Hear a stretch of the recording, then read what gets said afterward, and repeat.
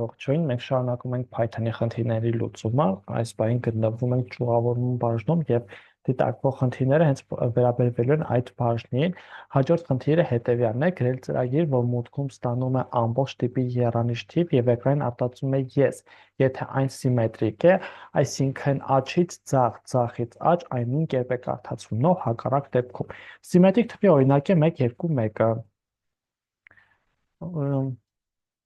1 2 1-ը սիմետրիկ թվի օրինակ է 2 3 2-ը կամ 7 8 7 8-ը, այսինքն առաջին եւ վերջին նիշերը երրորդ թվերի դեպքում համընկնում են։ Դե եկեք անցնենք խնդրի լուծմանը։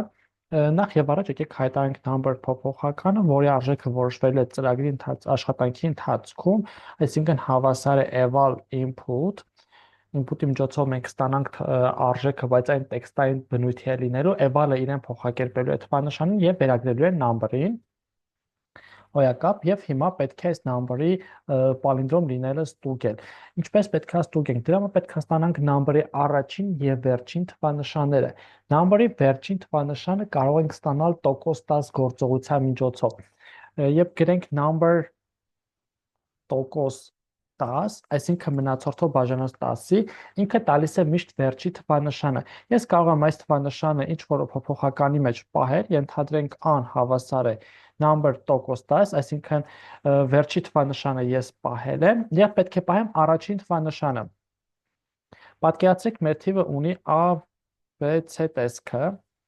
Այստեղ մենք գտանք c-ն, ես անունը փոխեմ, որ ավելի իմաստացնի, c-ն գտանք։ Հիմա մենք պետք է գտնենք an։ An գտնելու համար մենք մեր number-ը ամբողջ մասով կբաժանենք 100-ի։ Թիվը ամբողջ մասով բաժանել 100-ի նշանակում է վերջի երկու թվանշանները ջնջել։ Նույն կերպ թիվը ամբողջ մասով բաժանել 10-ի նշանակում է վերջի մի թվանշանը ջնջել։ Այսինքն երբ ամբողջ մասով բաժանում ենք 100-ի, 10-ի, 1000-ի, քանի հատ 0 կա, այդքան հատ թվանշան վերջից մեր թվից ջնջում ենք։ Տոկոս 10-ի դեպքում կամ տոկոս 100-ի, տոկոս 1000-ի դեպքում նշանակում է հետևյալը, որ քանի հատ 0 կա, այդքան հատ վերջից թվանշան մենք ստանում ենք։ Նո, այստեղ տոկոս 10 նշանակում է տոկոս գործողություն, նշանակում է բաժանումով մնացորդով բաժանում։ Եվ այսպիսով մենք առաջին եւ վերջի թվանշանները ստացանք, հիմա մեզ մնում է ստուգում իրականացնել, արդյոք c-ն հավասար է a-ի թե ոչ։ Եթե c-ն հավասար է a-ի, ապա արտածիր print արա համապատասխան հաղորդագրությունը, որը ասում է yes, հակառակ դեպքում print արա no։ Այսպես։